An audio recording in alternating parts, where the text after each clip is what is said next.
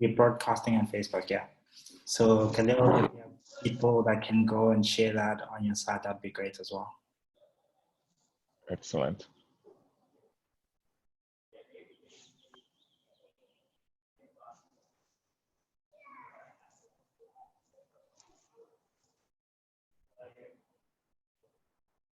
Yeah, we didn't do a super big announcement, so that the call today can be quite focused, specifically on policymakers and sort of discussing how Covi-ID and COVID Safepaths can work together in the African context and help policymakers implement more efficient and better track and trace solutions that actually work in an emerging market context. So that's why today is really, like last week was much more focused on the tech and sort of a lot of Q&A.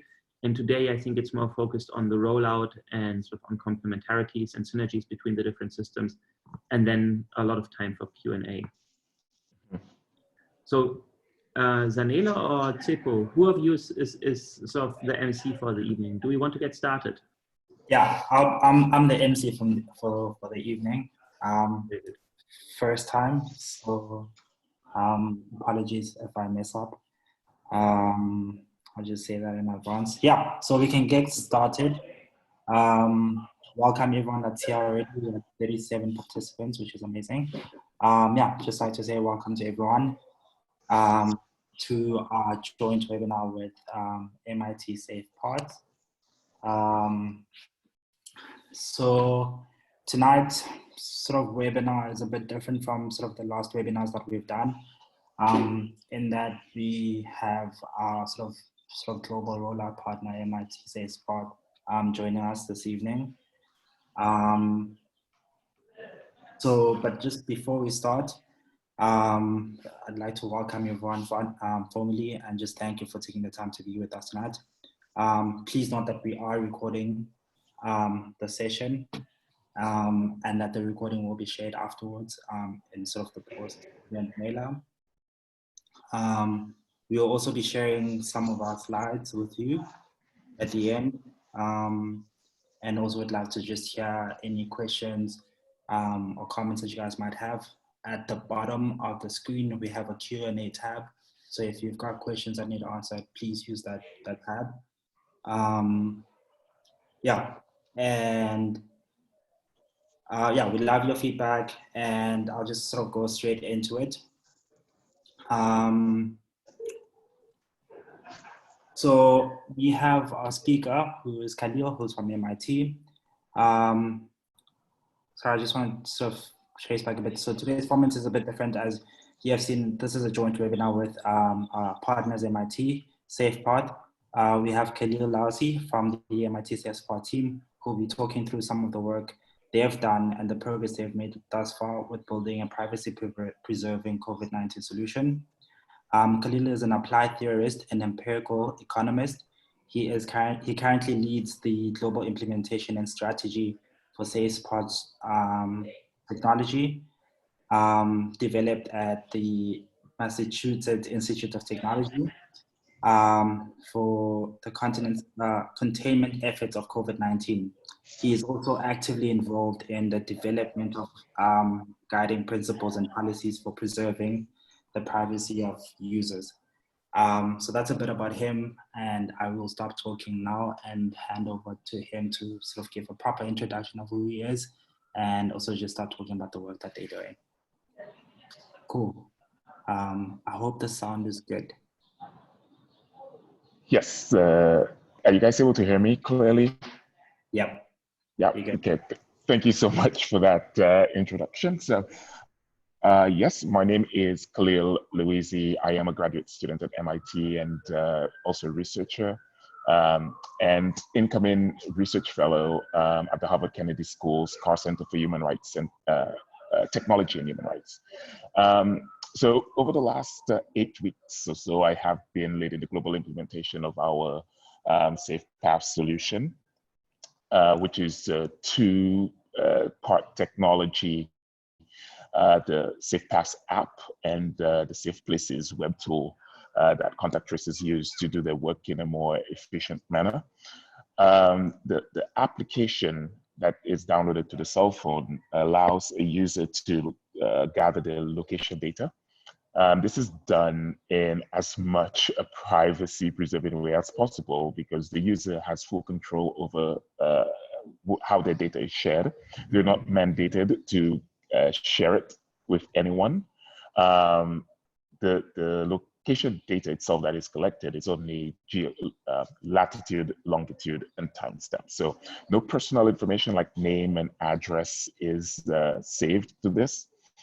Sorry, Khahlil, do you see the screen that is being shared with you? Because you are in control of the slides. You just need to say next, please, if you want to. Oh, I am. Oh, yeah, great. So maybe we can go right into it. Next slide, please.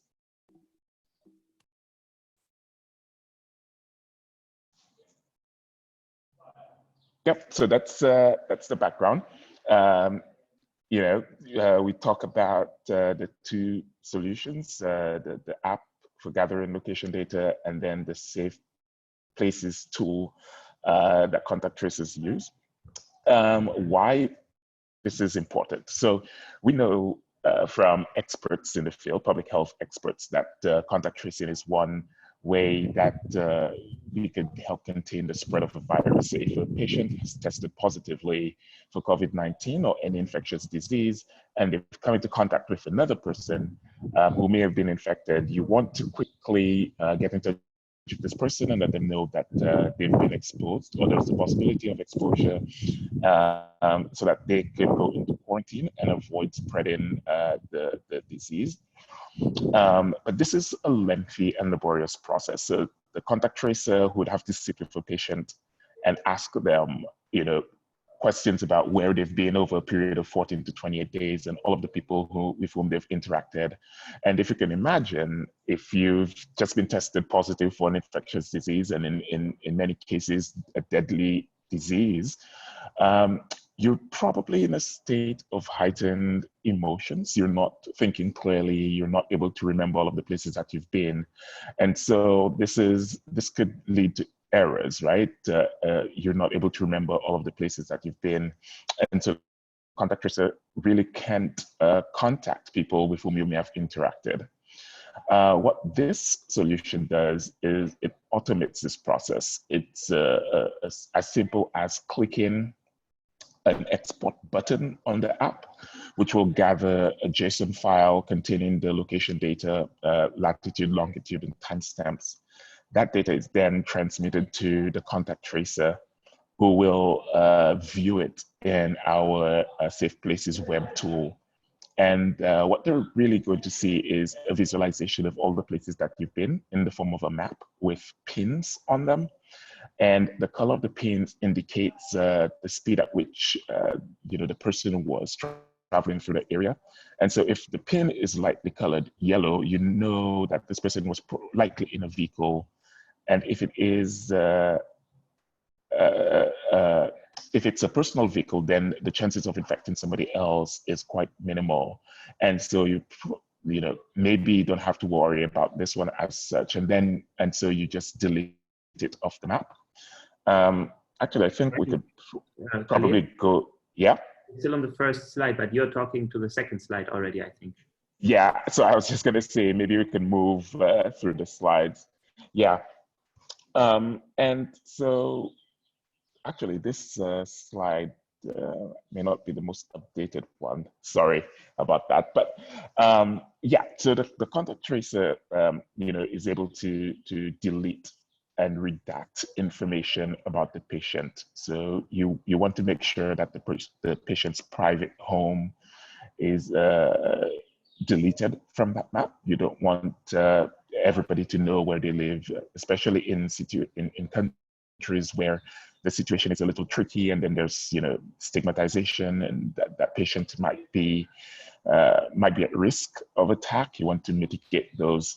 And so you're deleting primary residences, you're deleting other places that should remain private and doesn't necessarily have an effect on the public. And once all of this is done, the contact tracer is going to save this file for that patient. And you're going to have an aggregate of all patients who've tested positive their files are then uploaded. So you're really creating a map showing all of the places, public places that is, where there is a possibility of exposure. Now, this is only viewable by the contact tracer or the public health official. Users with the cell phone are not able to see this data. But if you go, can we go to the next slide? Just to show the flow here, yes. So this is what we're talking about. You have the patient in one who has the cell phone, they've been diagnosed in point 2, the contact tracer is saving their location data to safe places after it's been redacted to ensure privacy. And what happens at that point is for individuals on the ground who have the app installed on their cell phone, they're able to get notifications if their paths have intersected with someone who's tested positively for COVID-19. So what you're going to see is sort of a calendar that with a notification text stating that on a particular day, you may have been exposed for 2 minutes or 20 minutes. And based on the regulations of that local jurisdiction, the patient is then, or the person is then able to determine what the next step should be, whether they should self-quarantine or seek the help of their primary care provider. The solution really has value for a number of players, the user or the undiagnosed citizen, as you see on the slide, who doesn't have to give up the data to anybody if they've not been diagnosed positively, but it's sort of a peace of mind for them because they're able to receive those notifications. And if you don't have any notifications, then it's likely that you've not encountered someone who's tested positively. Of course, for the patients and the healthcare authorities, for them in particular, it's an incredible tool to be able to visualize the places that the patients have been to. And in situations where the resources of a particular community is quite low, they're able to make more informed decisions about how to deploy resources to areas where maybe the number of cases is higher than others. And I think we can go to the next slide. Yeah, so again, privacy remains front and center of our solution, and it's why we've done this in a somewhat decentralized way, not requiring all users to share their data. There's no continuous tracking or logging of any individual. So when the patient has shared the data, once they've left to go home, we're not continuously monitoring them. That data is not shared with any government entity outside of the public health authority or public health official. We think, in some tricky cases, it's particularly important to stress this because there is concern that government entities with nefarious intentions may abuse this. And we want to ensure that this is not the case with our solution. So privacy remains one of the most important principles for us. And we work very closely with our partners when we're developing a roadmap toward implementation, that they too think quite critically about the maintaining or preserving the privacy, civil liberties of the citizens in their respective communities. And maybe we could go to the next slide. Yeah, so what this does, this slide just shows the roadmap to deploy the technology, and this changes. So this is high level, and it changes from one jurisdiction to the next. As you can imagine, there are different requirements based on existing laws and institutions within a particular jurisdiction. So that is likely to change. And in phase one, it's really getting to understand the framework or the workflows of a jurisdiction. In many cases, they already have containment efforts or containment frameworks already outlined. And it's just trying to figure out how to fit our solution into that existing infrastructure. So we work closely with the local government, if it's a top-down approach, or with the influential groups on the ground, if it's a bottom-up approach, to understand the specific needs of that community or that country. So once we've done that initial country level assessment or community level assessment, we start to think about who the key players are. So we get, together with the public health officials and the contact tracers to train on how to use this tool. It is very simple to use. It's as long as you have a computer, and you can log into the Safe Places tool. You can receive the file from the patient. You can delete it. It's very simple for all parties. Once we have all of those in place, then we could start thinking about how to get local adoption. That again looks different depending on the jurisdiction. It could be the local government using the office or the platform to make the announcement, or it could be engaging with youth groups on the ground in the community to start downloading and to influence the community members, the peers, to download the app as well. So that effort really, really depends on where we are and whether it's country level or city level or state level.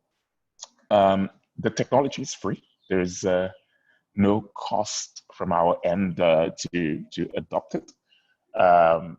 It is also open source. We open to collaborating with other groups, which we have.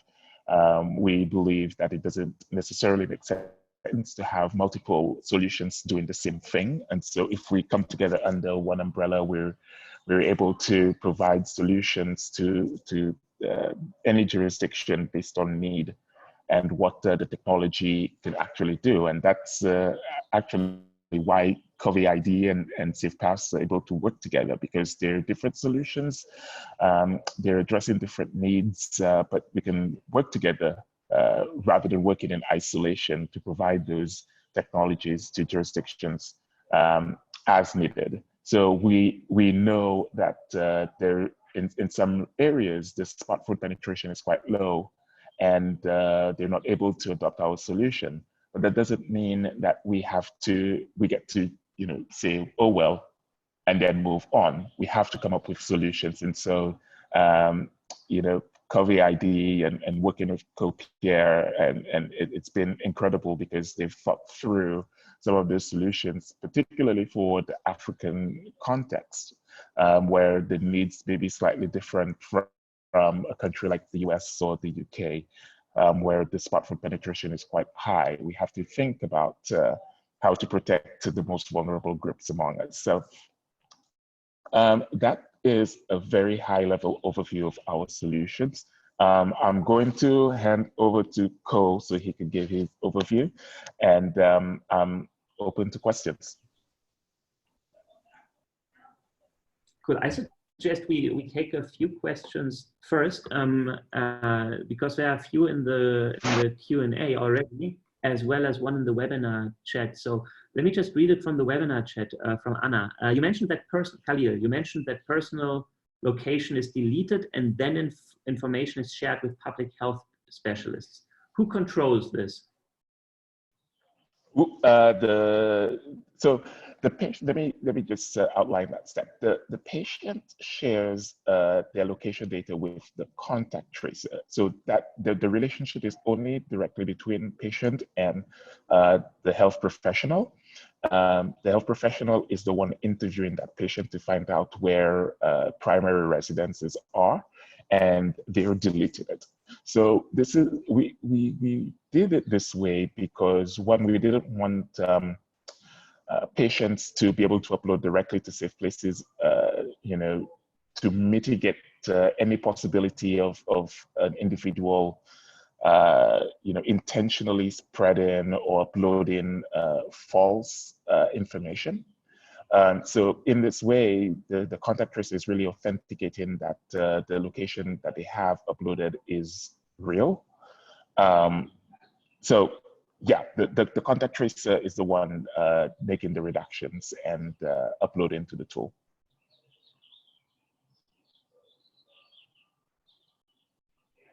Does this answer the question? Okay, great. Yeah, we can also talk. Yeah, she understood. Very good. So the next question, actually from the Q&A, already is about. So there's one other one. How do you deal with vertical separation? If two people work in the same office tower, they will be in contact for an extended amount of time, even if they have been close to another. Let me address this together with the other question, that is, how will this work with feature phones? A large number of South African population does not own a smartphone. And that's a fantastic segue into Covi-ID.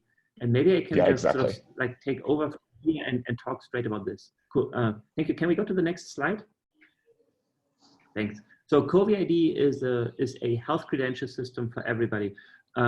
We want to build a inclusive, privacy-preserving data layer for digital identity and for health credentials. And on the next slide, I'll share with you why. So the background, and Khahlil has spoken about this already, and I can also start my video. So the background is that for track and trace to be efficient, we actually know how quickly we need to reach what part of the population that is tested COVID positive.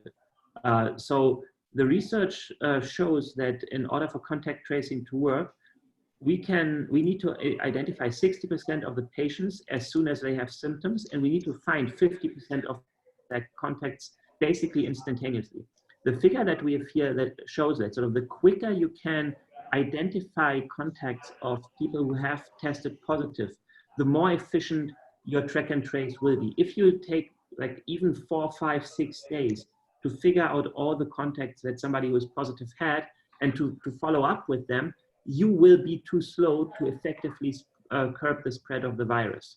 So that's why we come up with Covi-ID, which is a tool that can help to generate data that can feed into the COVID Safe Places application to then inform the manual contact tracers and the public health authorities. So the technology that we use works at the moment through data custodians, and there are 2 components to our system. The first component is a personal data wallet. This data wallet is being held with one of the data custodians we work with, and this can be a bank, a university, an insurance company. And what this custodian does is he offers you a web interface similar to the one that you can find at app.covid.me, so that you can go there and you can create a QR code which sort of asks your personal information, contact information, so you can give the phone number of somebody you know. It doesn't have to be your own phone, so that our solution even works for users who don't have any phone or who don't know how to use a phone. So it's as inclusive as possible. So you can generate that QR code, you take the QR code, and as you go to work, for example, in the morning, you can have that QR code scanned by a taxi operator or by a security guard or by somebody working in a supermarket. And every time somebody scans your code, which is the second part of our system, the Verifier app, which is already available on the Google Play Store, every time somebody scans your QR code, you are being issued what we call a geolocation receipt. You can think of it as a little note that says, on this and this day, at that time, Co has been at that place. And it's stored with the user. So it's not in a centralized database. It is stored directly with the user under the direct control of the user. So it's fully privacy preserving.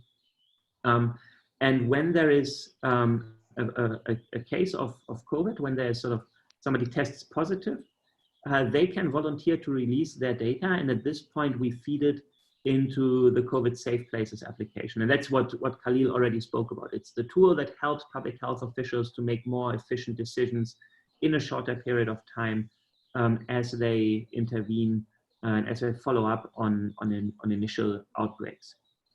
Because we work with QR codes, it means that only the verifiers need smartphones. So the hurdle to adoption is much lower than for Bluetooth contact tracing, for example, where you really need two sides to have a phone, a smartphone. In a country like South Africa, where 55% of users don't have, of citizens don't have smartphones, Bluetooth contact tracing can only be a very small part of an overall solution, simply because the chance that two people who have a smartphone and who have both downloaded the app and who have both activated the functionality is not that big. Even in a country like Singapore, where the adoption is much easier because people tend to be following government guidelines a bit more closely than they tend to do in South Africa. Even in Singapore, their track and trace solution based on Bluetooth has only gained like 15% adoption. It's far below what we need for track and trace to be efficient. So Covi-ID really complements the other approaches. It's not a replacement for a national approach that uses geolocation data based on phone triangulation, but it is a separate pillar to generate the data that is necessary to be efficient. We also provide an easy integration for essential worker status, because what we're really building is a risk management tool. It's a tool that helps the government to reopen the economy quickly, safely, and efficiently without putting anybody at risk. We share with the MIT team this vision for a privacy-preserving ecosystem, because the downside of the public health crisis we are facing at the moment is that it is very easy for governments to build a surveillance state, so centralized solution, which comes with lots of issues, including avoidance. So users will actively try to avoid being monitored if they cannot trust that their data is being kept private. There's huge cybersecurity risks if you build this as a centralized data store, because we've seen in the past that central databases are very difficult to be kept safe. So we build this decentralized privacy preserving layer so that eventually, as we move on, it's not just a fix for an immediate crisis, but it's also a new kind of infrastructure for health credentials that are in the hands of the users. And this is really one of those moments where Africa can leapfrog the European countries in the way we build infrastructure. And we build it in a way that works for people on the ground, and that creates this new mechanism on which health innovations made for Africa, made in Africa, can work. And if we go to the next slide, I think I shouldn't be talking too long, but I want to sort of just quickly walk you through these two parts. As I said, we have this custodial wallet where you can sort of generate your QR code. It's already live, so you can try it out. You need to be a little patient sometimes, because our backend solution sort of integrates with a blockchain-based system. And that means that sometimes there's a little bit of a lag, just because the blockchain requires this. So you can generate your QR code already. You can also go to the Google Play Store and download the Verifier app, install it on your phone. You can start scanning people just to see how the functionality is.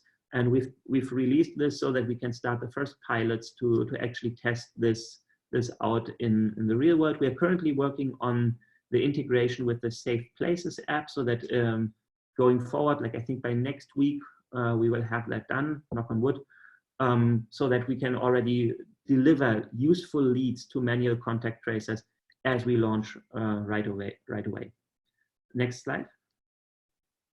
I won't talk too much about the back end, but as I said, there is this blockchain architecture on the very back end that makes sure that the data that is being stored in the system cannot be manipulated, because we're dealing with very sensitive personal and health data. It's important to actually make sure that the veracity of the data is given at every point in time.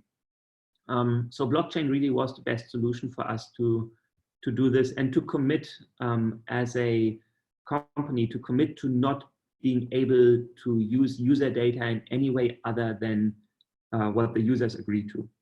So the three statuses that we are currently implementing is red, green, and blue. So basically, the green status is what you should see all the time. It just means that user has not tested positive. That's the default that we'll roll out in the beginning.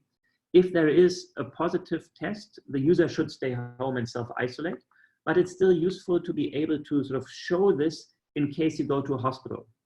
So when we spoke with medical professionals, they said one of the big things that they are dealing with at the moment is trying to separate people as they come into an emergency room, for example, based on those who have COVID and those who don't. And it's really a huge challenge right now, because those who are COVID-19 positive, you need to isolate them and you need to sort of separate them from the non-infected. But the capacity of these isolation wards is really limited. So it's absolutely crucial to give health workers this extra sort of piece of information if you enter a hospital. For essential workers, we have the blue status to show that sort of they might be eligible for special benefits, for example, when entering public places. As I said, we've built this with an emerging market focus first and foremost. There are many solutions that have been deployed in industrialized countries. We wanted to build something that works, in the reality that we're facing in Africa. It helps businesses to keep their employees and to keep their customers safe. It increases the efficiency for contact tracers to make it easier to do their job more efficiently, and ultimately it helps the government to reopen the economy faster. Okay, next slide. Our approach, as I said, is a complement to other solutions for track and trace, including the COVID Safepaths app. We can also complement the existing approach in South Africa, for example, which works through cell phone triangulation, which is not very precise. And that's really the main challenge I think we are facing in South Africa right now, that the solution that is out there doesn't have the necessary precision to be effective in informing contact tracers. So what we do is we provide this additional channel that informs manual contact tracers so that they can do their job faster and more efficiently. Next slide. And we follow the exact same approach that the Safepaths team has developed, because they actually really thought about how can you deploy this technology at scale. So we are following every step of the way, learning from experiences that the Safepaths team has from ongoing sort of rollouts happening in countries like Haiti at the moment.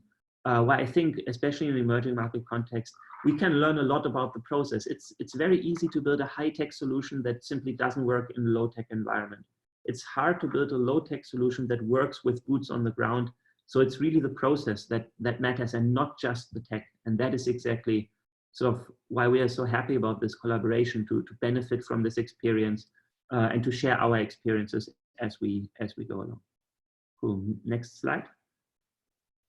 Cool. That's what I wanted to share with you from our side right away. And I've seen there's 10 questions in the Q&A, which is fantastic. Shall we just go straight into it? Okay.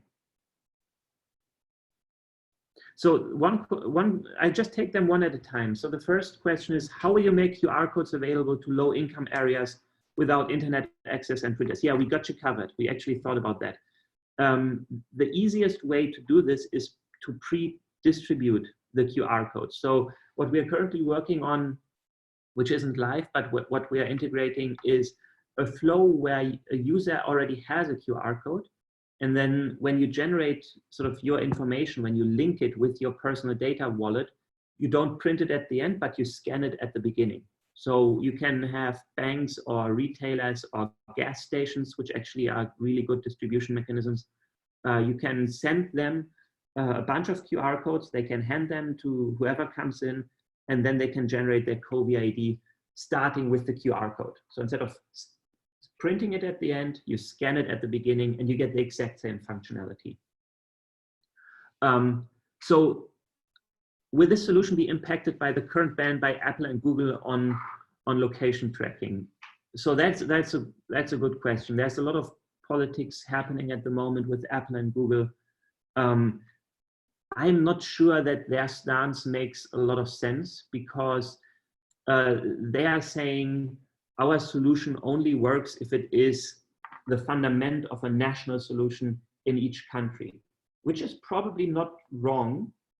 But it simply doesn't work in Africa, where people don't have smartphones. And I don't know if somebody needs to tell Google and Apple that Africa exists or what it is, but you can't just say we build a solution that only works if everybody has a smartphone. I mean, if they want to send 500 million smartphones to Africa, I'm sure we're happy to accept them.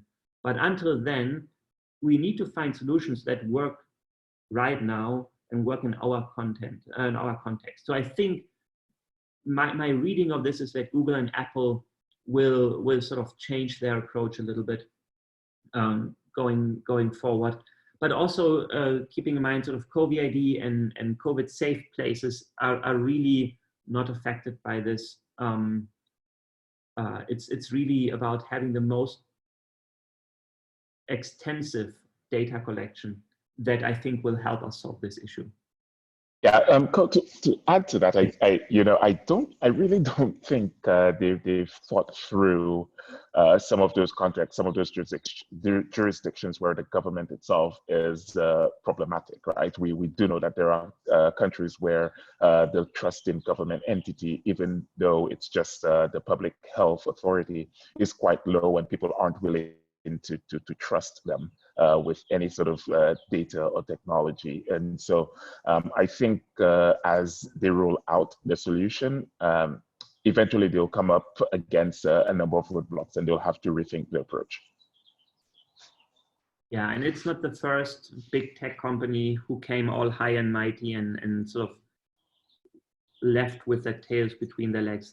Facebook had the same experience recently with Libra, so yeah, exactly. I'm not super impressed. I think in the end, cooler heads will prevail. At the moment, it seems they have this philosophy of saying this system really works if we are the national solution, and it's true that makes the Bluetooth tracking easier if there's one app per country. But there's, as I said, in a country where more than half the people don't have a smartphone, and where the epidemiologists tell us we need to reach 60% of your contacts within a day. You can't just have a single channel to generate that kind of data. You need to have a multi-pronged approach that is inclusive. And I'm pretty sure as soon as they sort of start rolling this out and they start hitting the roadblocks that Khahlil mentioned, I think they sort of realize that this current ban is not helping them. And I guess at the end of the day, look, everybody wants to help as much as they can and make sure we find the best possible solution to address this crisis. So I think that that the stance will change over time. Now, then the next question was around the centralized data store. The centralized data store with connections between people will become more and more valuable as you add more data. How will you protect it? So what we are doing is we are decentralizing the data store. By decentralizing it, we really return the control over the data back to the users. It is true that in a centralized data store, you add more data, sort of everything that is in the central data store will become more valuable. But what happens if you do that is you create a more and more valuable target for hackers. We've seen several cybersecurity breaches. In South Africa, we had various. I think all our text data has been released, or the text identification numbers have been released at some point. Equifax had our credit histories released. You know, if you just look at the history of cybersecurity, you'll see that these centralized solutions where all the data is put in one place just never really work out. It's like when you want to build a forest, you can do it in two ways. You can build a giant monoculture where every tree is exactly the same, and you scale it, and it's easy because you only have to grow one type of tree.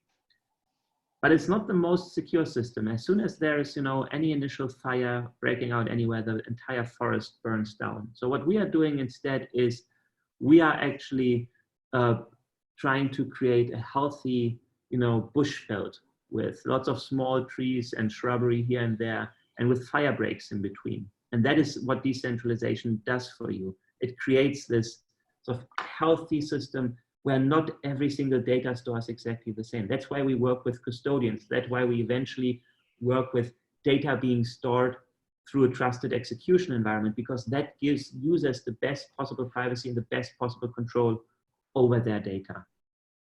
So I think the main goal is you need to avoid centralized data stores, not out of ideology. I am ideological about it, but it's not the reason why I'm pushing for this. It's a purely practical reason. We need to make sure that we create a system that is resilient and that can't easily be hacked. And if it gets hacked, it's not all the data that is being lost.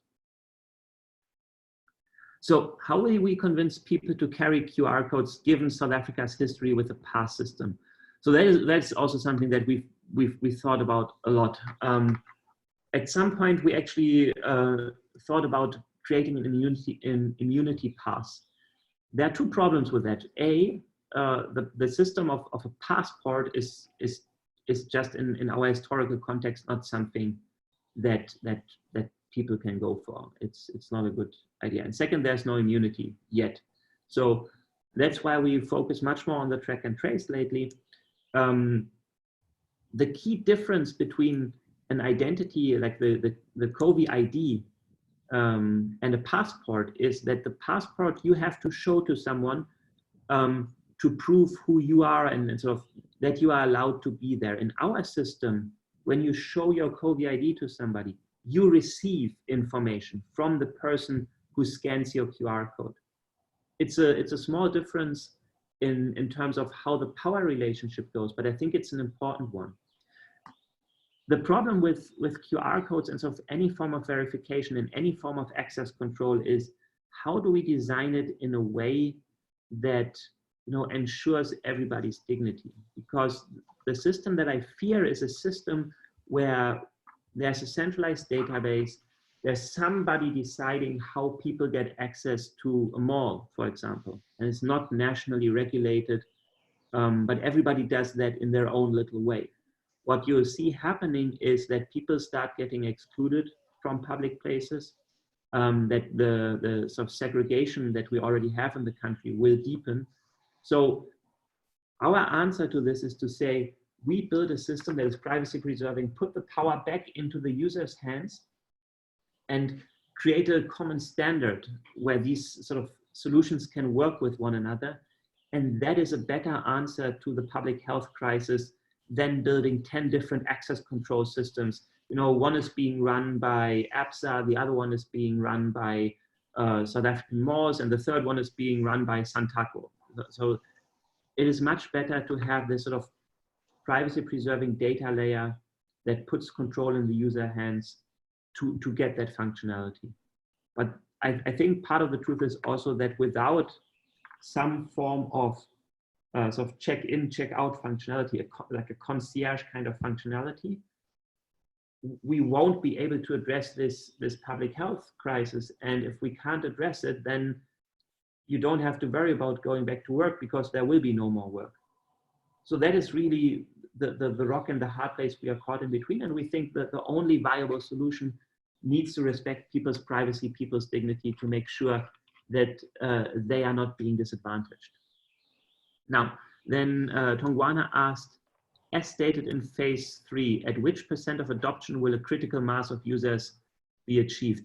So the epidemiologists tell us that for this to really work on a national level, to really effectively curb the spread of the virus, we need about 60% of users to be included in a system. It doesn't mean that they have to be included in our system or in the same system.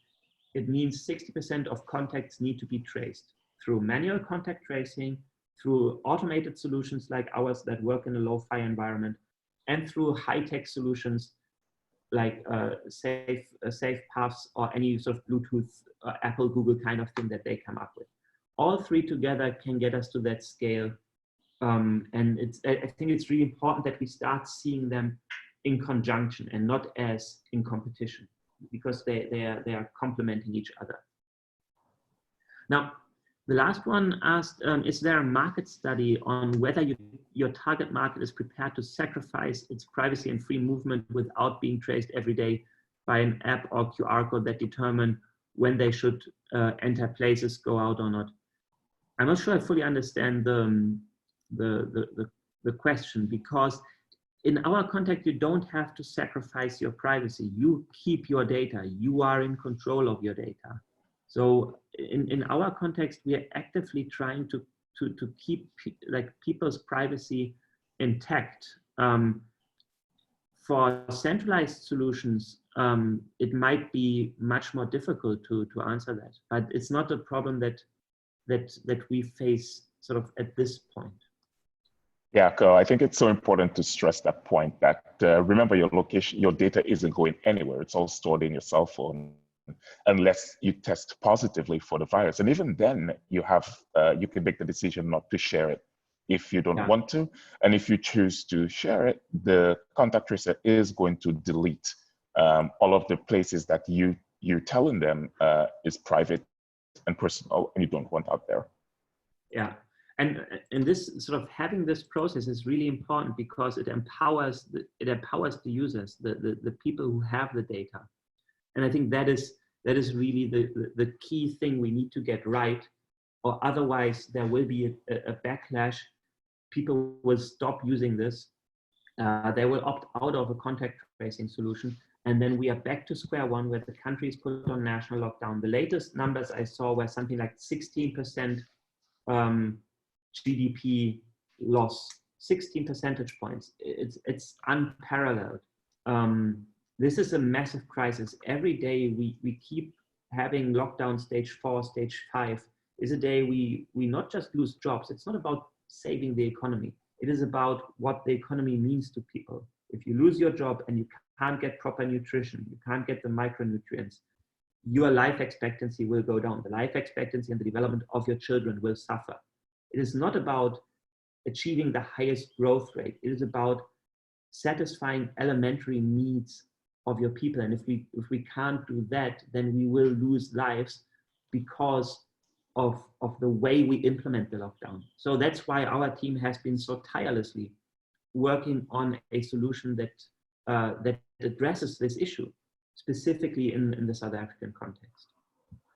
So, and that also talks about the volunteering process. I'm not sure if, Teboho, if you mean the volunteering process to volunteer your data or volunteer with us. If you want to volunteer with us, all we need is like an email and we'll invite you to our Slack workspace. There's 150 something people already there, sort of all sharing information, engaging, sort of helping each other. Happy to add you to that.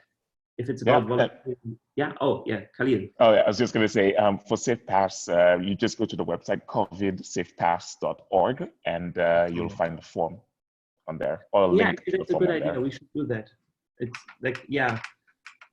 See, you guys are leading the pack here. So yeah. Sorry to interrupt you guys. We actually do have a type form for volunteers, so we will be sharing it at the end of the webinar today. Awesome. See, it's just me being ignorant. Fantastic, thank you. Now, somebody asked, what countries have you seen engaged on the Covi-ID and Safepaths approach? And maybe, so Khahlil, you can comment on Safepaths first, because you guys have had fantastic traction globally.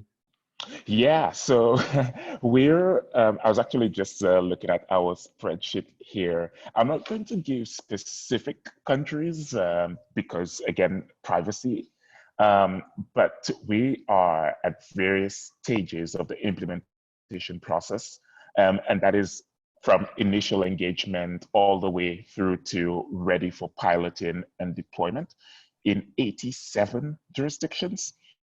33 of them are in the US, that is either the state level or county, city level, and 54 of them globally.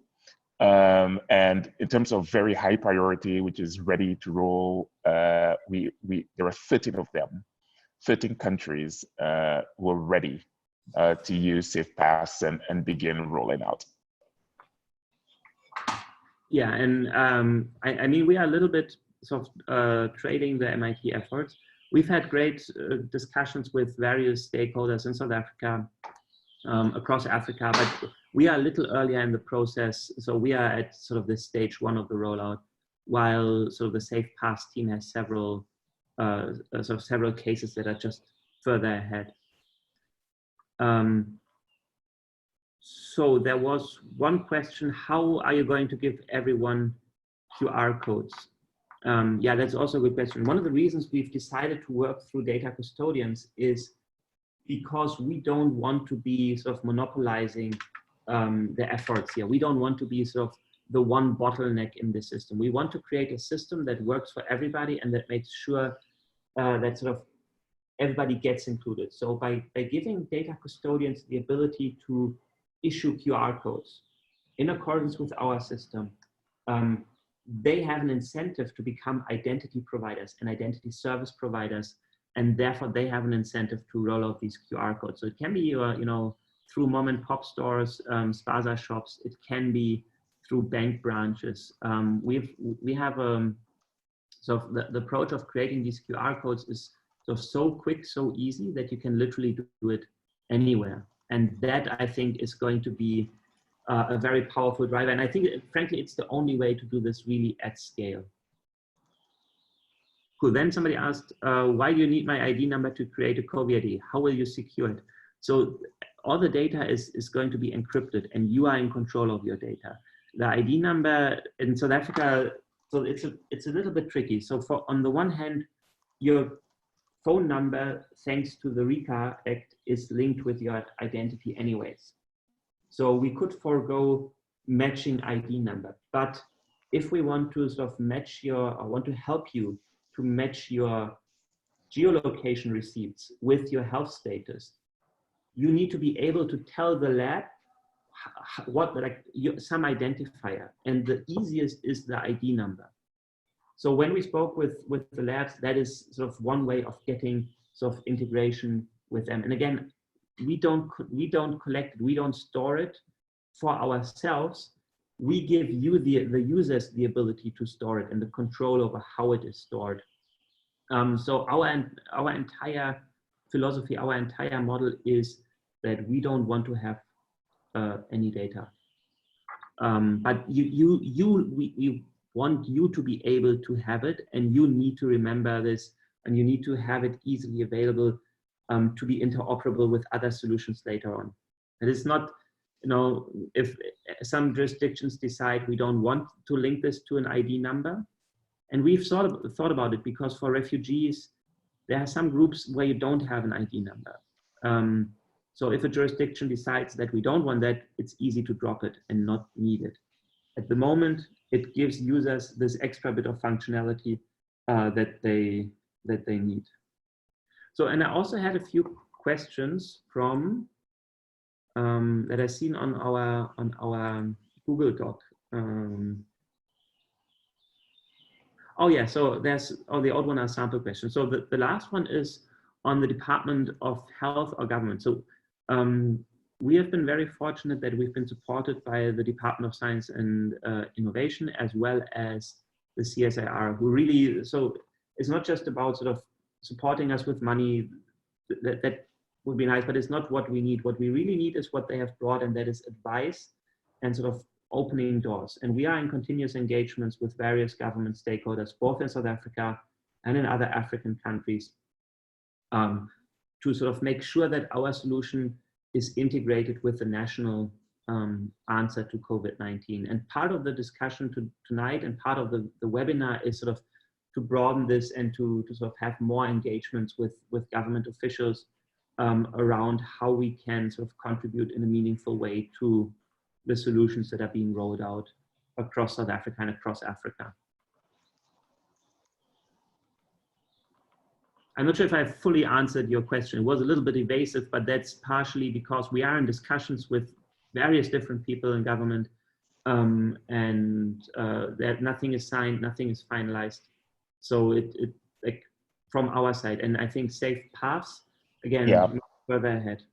Yeah, on our end, most of the discussions has been with health departments or government at the government level. So governors, mayors, and then in some instances, it goes all the way up to the president or prime minister of the country.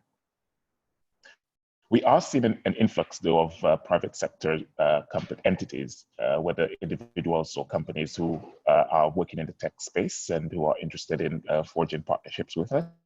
Yeah. But majority of our conversations have been at the Department of Health or the government level.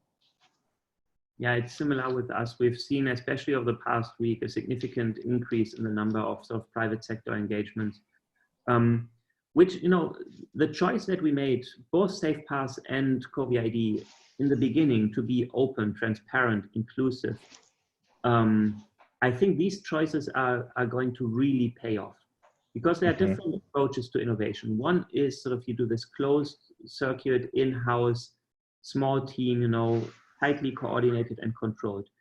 This can give you quick wins in the beginning. That's why sort of centralized solutions sometimes are quicker to be deployed. But the open system approach, where you have a network of entities, you know, engaging with one another, feeding back into one another, creating sort of a more holistic ecosystem in the long run, that's going to win the day. And the sort of the analogy I always use is that you can build either Facebook or you can build the internet. And our approach is we want to build the internet. So the internet was built in exactly this way. It came out of academia together with strong support from government in the beginning to seed everything, to create a set of open standards, of open systems that are interoperable with one another, on which you can build more and more innovation. And we are just doing this for credentials and for personal information. So not for, you know, bits and bytes of agnostic data, but for very specific data where privacy is a much bigger concern than it was at the beginning of the internet, where basically there was no privacy. So that is the additional challenge that we are addressing with our system. Cool. Yes. Do we have time for one more question? Yes, we do. Okay. So I think Khahlil, you responded about this. So somebody asked in the chat about the countries engaged on the Covi-ID and Safepaths approach. I don't think the list should be made public. But there is, sort of, as Khahlil said, there's significant traction that is happening right now.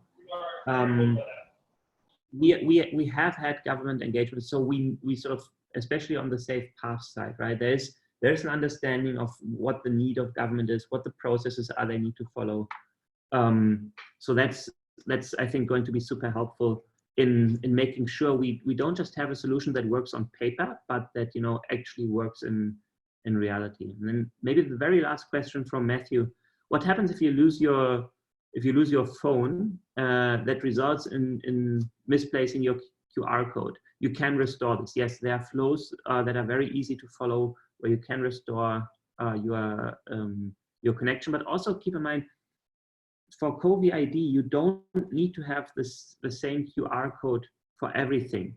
What you need is sort of a store for sort of geolocation receipts that keep track of like where you were during some part of your day. But it doesn't have to be the same one. You can have 50 QR codes. For the system, it doesn't make a difference. It can still give the functionality that we need, as long as these QR codes are somehow linked to your identity. So if you have 50 QR codes with 50 phone numbers, you might end up getting a lot of calls from contact tracers, and it actually doesn't help you. So as long as there's sort of some mapping between identity and the QR codes, the system can easily handle several QR codes per user without losing functionality. I think that's also important, because in reality, we know people are going to lose these QR codes. They are going to swap them, and people come up with all kinds of creative uses. So we try to build the sort of the most resilient system that we could think of. And that has led us to seek out the collaboration with the Safepaths, Safe Places team, because their part of the ecosystem is a very important complement to our part, which really focuses on, you know, the data generation through QR code geolocation receipts. Cool. We are on the hour. Yeah. Khahlil, anything you want to add? Oh, I was muted.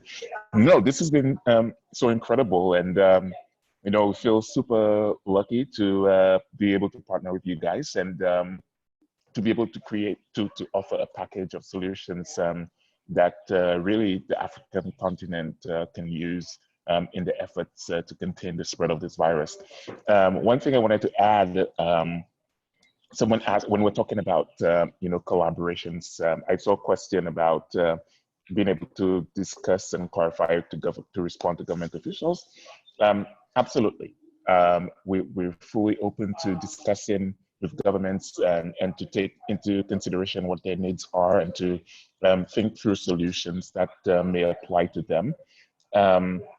But also in terms of collaboration, it's the easiest way to meet other individuals who are incredibly brilliant and talented and who may have the ideas that maybe nobody on our teams had thought of before.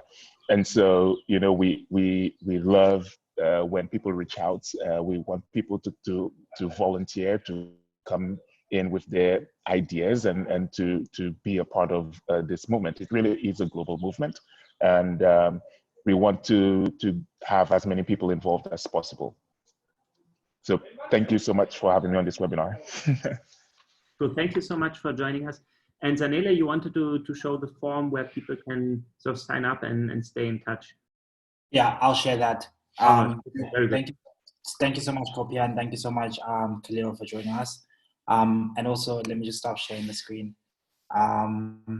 Thank you, everyone, for joining. So yeah, like Co-Pierre said, we have a community of volunteers that are helping us build Covi-ID. Can everyone still hear me? Okay. Yeah, cool. We have a community of volunteers that are helping us run and sort of develop Covi-ID. And if you want to be a part of that, we've got a type form that you can fill in. We will share that after the webinar along with other resources. But if you are interested in just like continuing the chat right now, I'll type my email if you want to join our Slack channel as well. I'll just type my email in the chat and you can copy and paste that and drop us a mail on that. But yeah, thank you for joining us, guys. And if you had further questions, please feel free to reach out to us on email and on social media as well. Awesome. Thank you so much. Cool. Thank you, guys.